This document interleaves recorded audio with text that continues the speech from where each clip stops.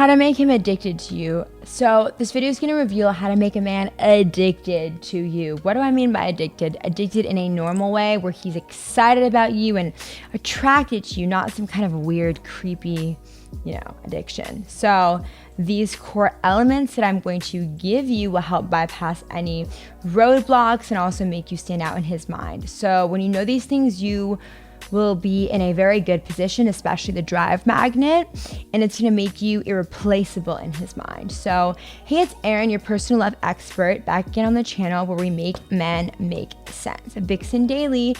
If you want to know how to make a man addicted to you, right, I'm ready right now in the comments while the intro plays.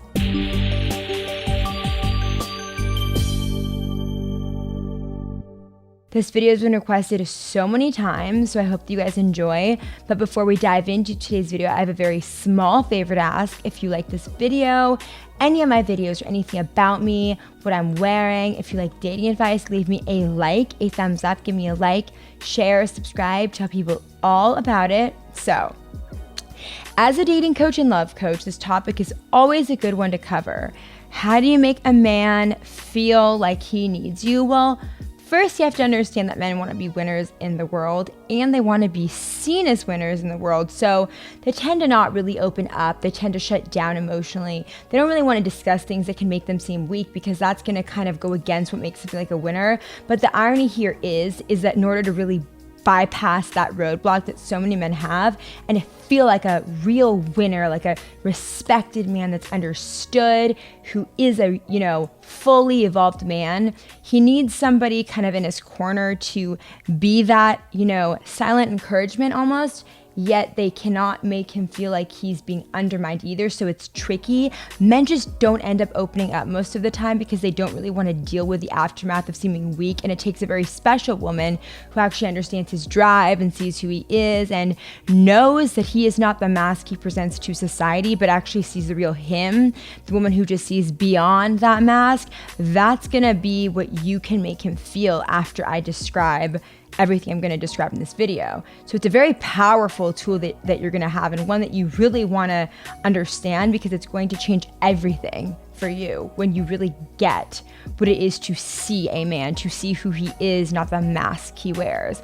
So here is the first of the core elements. It's appreciation. So appreciation is really a good way to show a guy that you genuinely like him. So ask yourself right now, do an exercise and write in the comments below, what do you like about the guy you have in mind? Don't think about what you're going to get from him. Don't think about what you could, have, but what do you actually like about his nature, about him? Look at him via a lens of appreciation. So you appreciate how good he is at calming people down. You appreciate how good he is at XYZ. Fill in the blank with what you appreciate about him and his nature.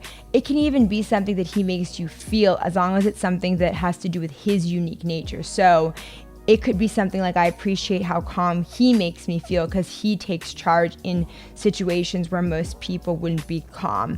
I appreciate how protective he is. He makes me feel safe.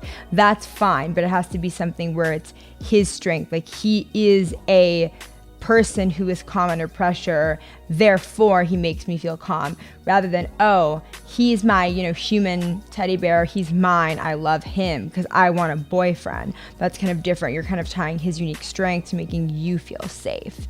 So what do you think about what I just described? Let me know in the comments down below. But remember that the lens of appreciation is a very smart lens to look at a man through, rather than a lens of shaming and blaming and being angry at things that, he does. Because if you're angry at who he is, and if you don't appreciate anything about him, then why do you like him?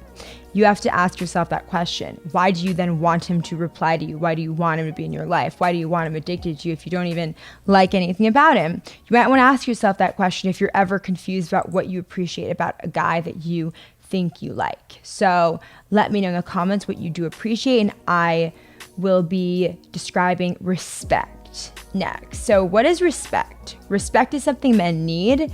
So Respect basically means to just listen and have an open mind and heart. So listen to what he says. Don't be someone who shames him, who blames him, who gets angry at him for expressing his thoughts. Listen to him. And also supporting his drive is going to be something that kind of ties into respect. So you respect him enough to listen to him. You respect him enough to hear him. You respect him enough to hear what he has to say, what he likes, what he's frustrated by, what makes him tick. You respect him enough to listen. Really, respect boils down to being able to listen rather than be so caught up in your own wants that you can't even hear what the other person is saying. So just listen, be a good listener. All it means is don't be sitting there thinking, what is he saying? What does that mean about me? It's not about you. It's about what is he saying? What makes him tick? What makes him feel happy? So drive. What does it mean to support a man's drive? Well, it means that you watch what makes him feel excited, fired up, and motivated. You watch what deflates him. You watch what kills his mood and motivation. And you support what keeps it high, the drive high, and you help shield him from what kills it. And when a man feels that you understand what drives him, he will feel that you understand him as well. So now you have respect, appreciation, you support his drive, and that means that a man feels truly understood by you. Truly understood by you, and that is a powerful force that you will be shocked by how powerful of a force it really is. So he is going to be very happy when you do that. Now, the next thing is to make him feel good in the bedroom. So let him know what turns you on. For example, think about how often men are the ones in the pursuing role. So catcalling, saying a woman's hot, but it's also going to feel good for him, for you to just let him know, hey, I'm so turned on by you. It really goes a long way to kind of make him feel good and want to be around you more. And when you treat him well in general, he's going to want to be, more like open with you, more receptive to you, and he's going to want to make you happy. Now, finally, the last thing is don't get excited about him. So what do I mean? What I mean is when you get excited about what's going to happen, what could happen, you get really hopeful and really intense when something happens that could possibly putting a wrench in your plan. So you get excited, but then that leads to fear. You fear losing him. You fear screwing up. And then that leads to acting needy, which means that you seek reassurance in some attempt to kind of get rid of this fear of losing him. And you're addicted to boosting your excitement and fantasy about him. But that's going to make this a cycle of highs and lows where you're so excited and you want to preserve that excitement that your whole life is spent trying to keep that excitement going, to feed the fantasy, to feed the dream. But it ends up making all of your interactions, rather than feeling good, they're going to start feeling like they're a drag and a turnoff, and that's going to actually make the guy lose interest and leave. So the irony and the sad truth is that this excitement very quickly turns into neediness because it's rooted in a fear of something not going the way you want it to. You have to really keep yourself in check when you start getting that excited, yay, this is gonna happen, my future, type of feeling where you start thinking of all the things you want to happen and you end up jumping the gun and the fear takes hold, and then you end up just doing things that cause him to leave. So no matter what you end up doing, just be aware of this excitement that can actually end up causing you to act in a way that will lose him, and he's going to end up leaving no matter what. I know your intentions are good. I know you don't want it to be that way, but that's what will happen. So don't get excited about him. Just be in the moment.